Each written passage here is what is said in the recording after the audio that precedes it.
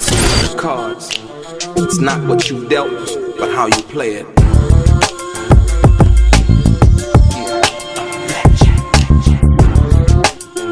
Play each situation correctly. I remember they used to laugh at a brother. Suge had a Lolo out there, a 61. I'll never forget it. And that was one of the first ones that I had really seen up close. You know what I mean? I've seen them in videos and all that shit. My cousin had an El Camino, but it wasn't really juiced like that. And then that's my first one I seen dance and do all that shit in person. You know what I mean? So I was like, oh man, that car bad in the mud. He's like, you want it?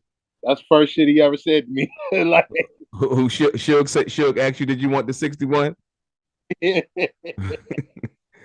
ever said to me, was like, you want it? Like, Sneak was like, nah, he don't want it. He don't want it. You know. So now check this out. See, now what you describing to me at that particular time, it seemed like Suge was cool. Yeah, he wasn't the Suge Knight that became the Suge Knight that everybody want to try to demonize or whatever. He was already that guy, but that's the thing about him. Like, I never encountered nothing directed towards me. Not to say I didn't see no shit go down, but I'm saying he never directed that towards me. But we was always on some business shit, like, and I wasn't never really trying to be like all up with that nigga, like, hey, what's cracking? What we into? You know what I mean? Like, what we on tonight? Or I wasn't really trying to, like, I wasn't trying to prove nothing to that nigga. So he kind of already knew I was there for the music. So he didn't smell none of that trying to be a gangster shit on me. You know what I mean? So he didn't come at me with that. You know. And then on the other side of things, I never really put myself in the situation to where, you know, I'm finna run him hot on no shit, because I ain't kicking it with him like that. You know what I mean? Right. So your thing was you was a creative and you stayed in your lane as a creative. Stayed in my lane. I ain't claiming no motherfucking set, nigga. I'm from Dayton, Ohio. We don't have gangs. Respect. Hey, so now the thing now, would you say that was part of what Tupac had basically was trying to do? I mean, when he came over there, because like you said, you met him when they was in the studio and they was doing Two of America's Most Wanted, and he was gracious. You know what I mean? And it seemed like he was gracious. And then so as time went on, what was your experience with Tupac?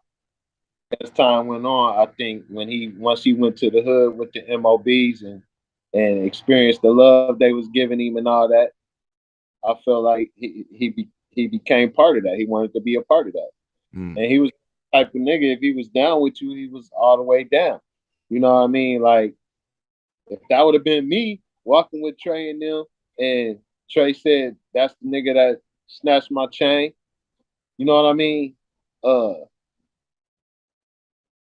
Hey, you better go bomb on him. You know what I mean? I'm not finna go bomb on him. He didn't snatch my money. You know what I'm saying? Yeah, that's the difference. That's the difference in where you're gonna be coming from with that versus where Tupac came from. Tupac's whole heart was on that shit. Like, hey, that nigga, I'm finna be the first one to stomp him. You know what I mean? Whereas, but don't get it twisted, because if the funk that I got into with Pac and them was because somebody bombed on my homie. You know what I'm saying? So if the nigga would have came and bombed on Trey and I'm standing right there, yeah, he finna catch it. You know what I mean? But I'm not about to jump into your beef that I'm not into. You know what I mean? Right.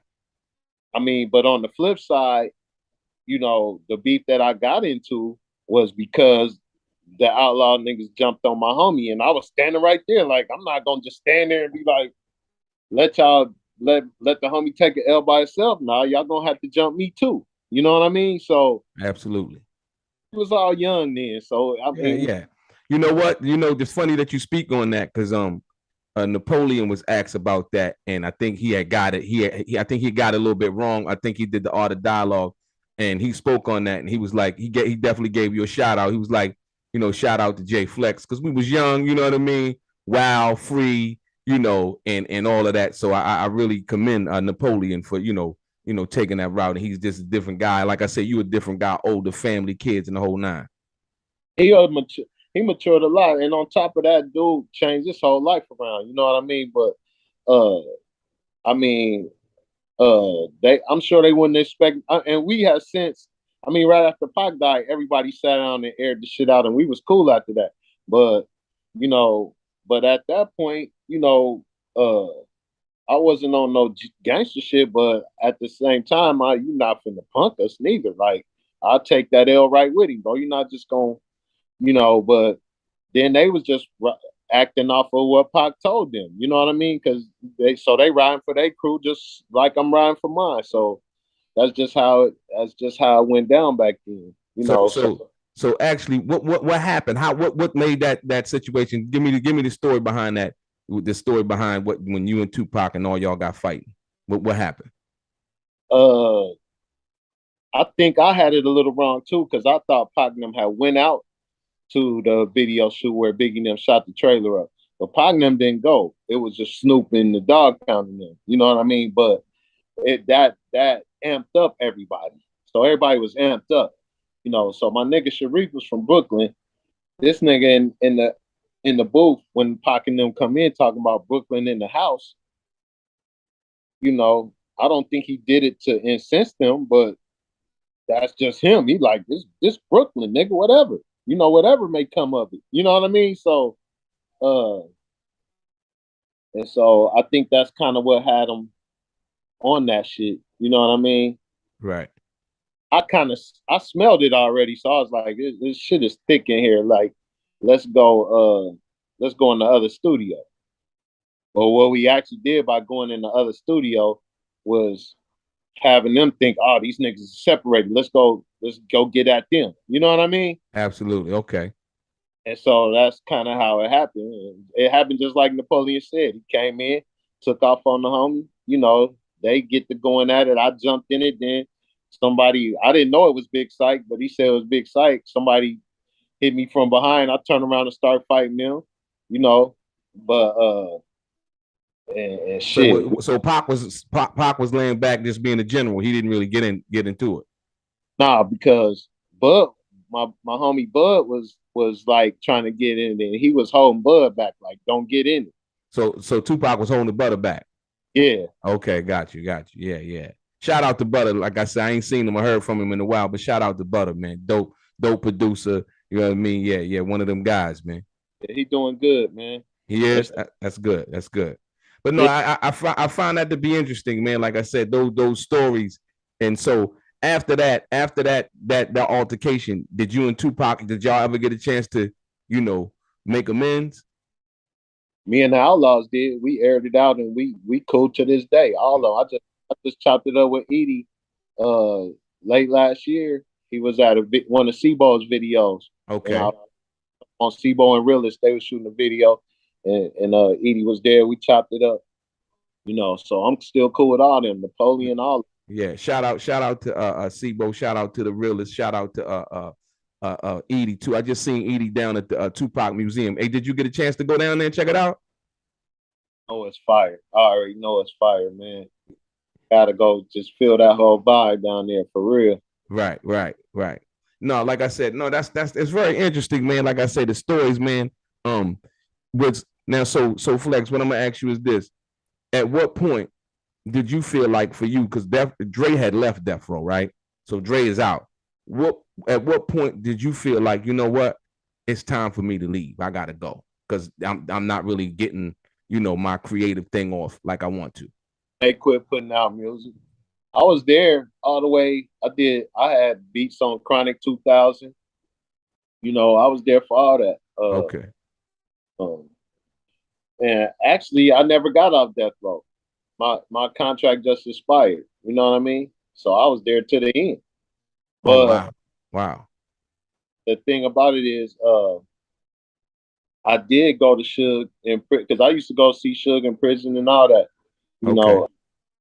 But I just talked to Suge maybe a month ago, 2 weeks ago. 2 weeks ago. So he, we still cool. But okay. But yeah, What's his conversation like, man? What's his spirit like? Is he's holding his head? positive, bro. He always positive. He gave me some ideas for some songs, bro, that turned out to be fun. You know what I mean? He told me to do one for back to school, like called Backpack Swag. So I knocked that one out. That shit hard. Is You it? know, it's like, so we gotta find some little kids to spit that shit. You know what I mean? So what is the spit the chorus? Yeah, no. Okay. Verses too. Oh, the verses too.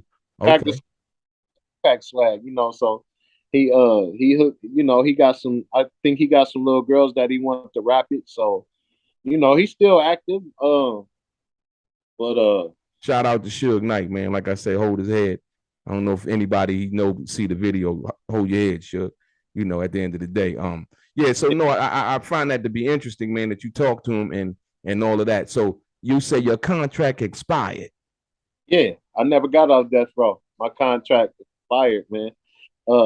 But I did go to try to get out because the thing about it is, I went to Suge like, hey, bro, let me go get a deal. He knew it wasn't no more music coming out. You know what I mean? And it was getting to that point, and he was like, Flex, you've been loyal. I want to see you bubble, bro. Go find a deal. It's not a problem. You know what I mean? He didn't. Right. Like I said, I ain't had nothing but good dealings with dudes. So yeah. Other than the contract that was shitty for everybody. right.